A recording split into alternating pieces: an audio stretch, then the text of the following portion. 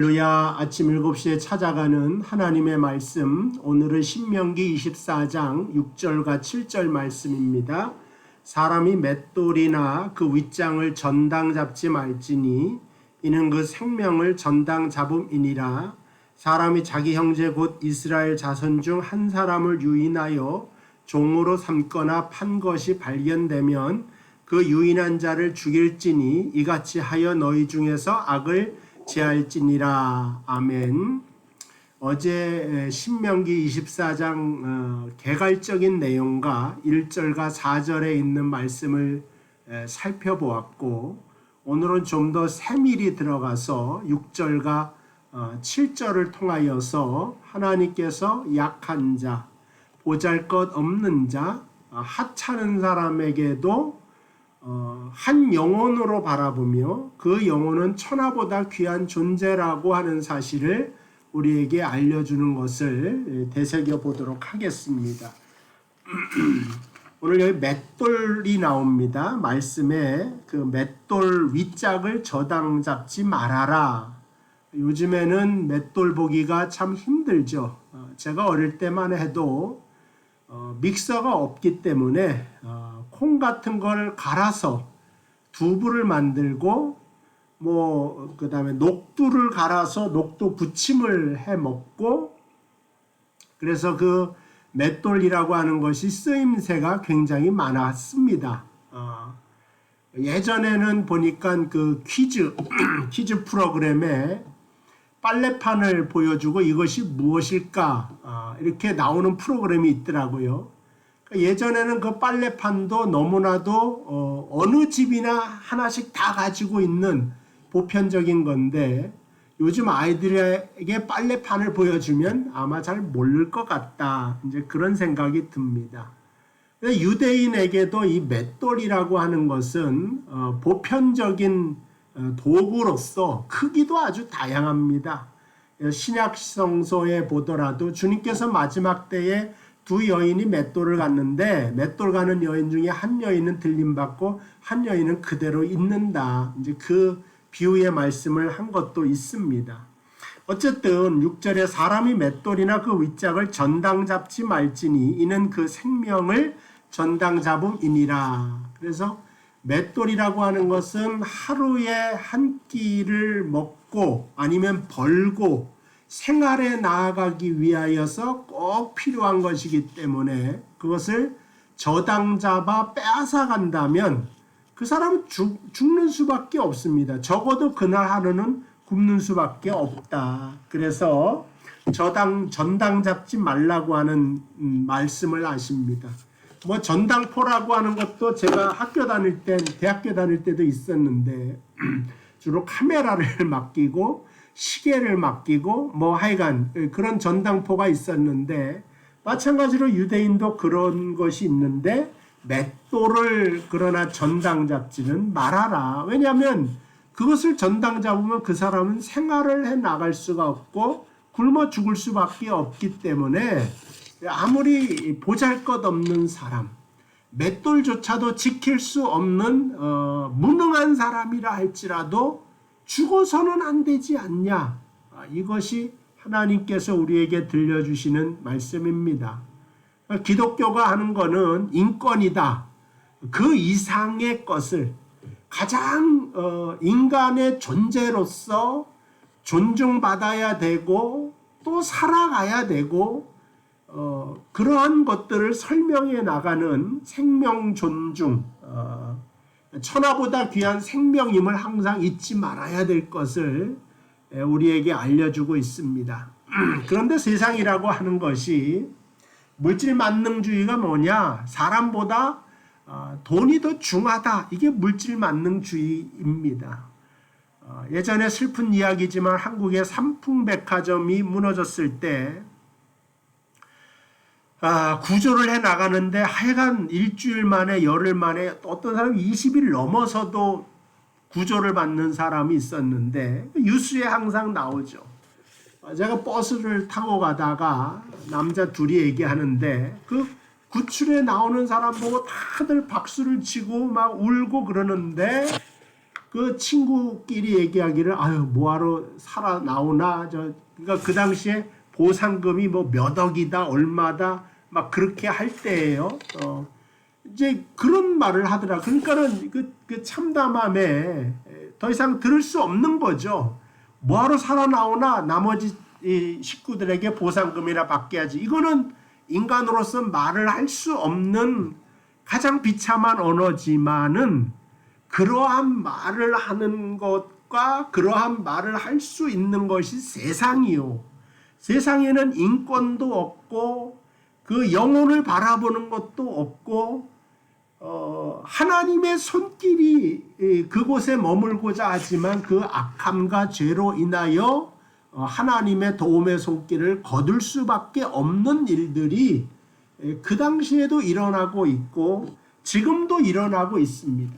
그래서 우리는 한 사람의 존재 자체 영혼을 바라보지만 세상에는 얼마나 가졌는가, 얼마나 유능한가, 어느 학교 나왔는가, 무슨 차를 타는가 이것으로 사람을 판단하고 있다 하는 것입니다.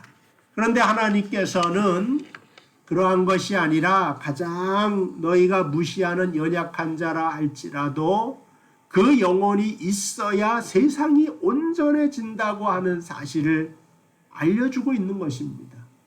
왜 맷돌을 뺏어서 그 사람을 살려놔야 되느냐? 그 사람이 있어야 내가 산다는 거예요.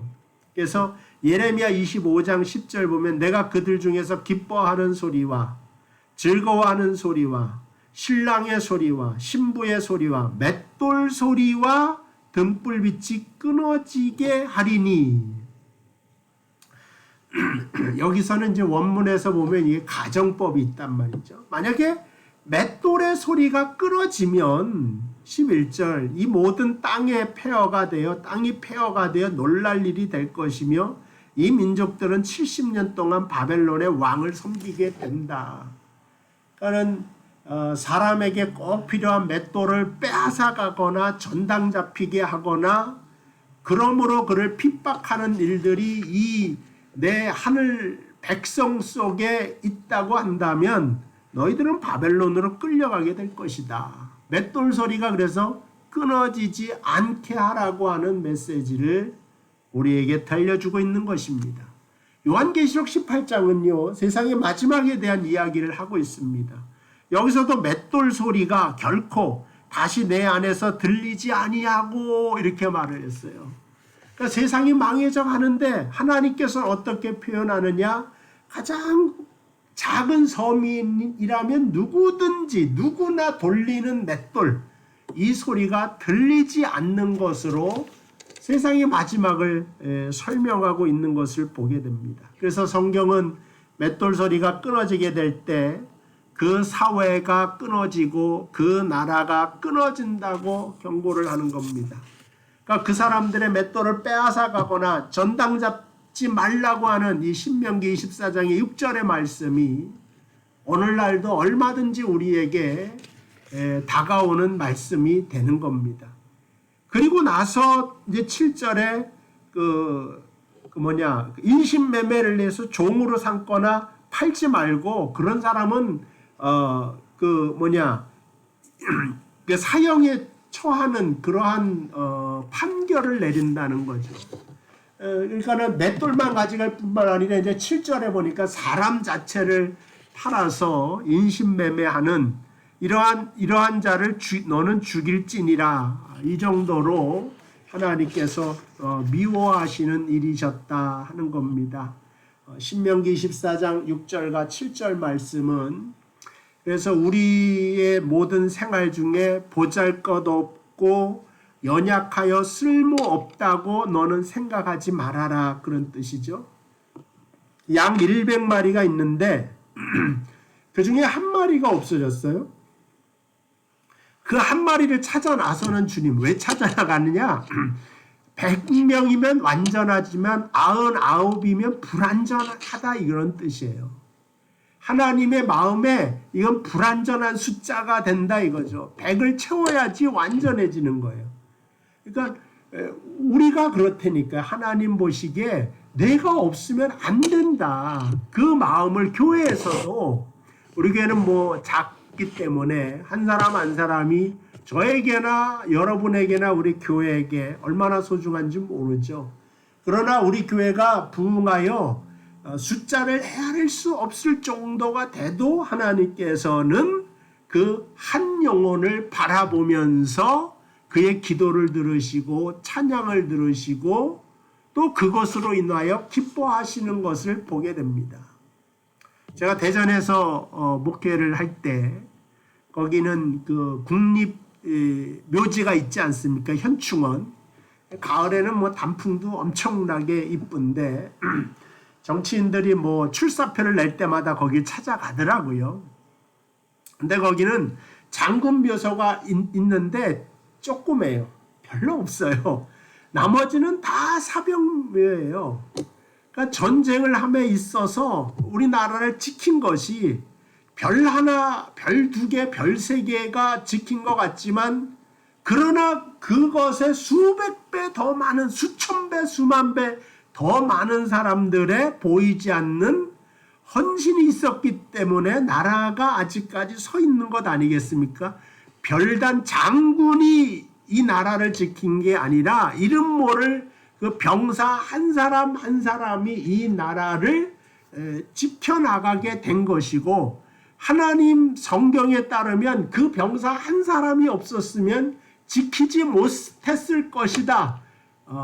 그것을 맷돌 소리가 멈추지 말라고 하는 오늘 말씀으로 설명을 하고 있다.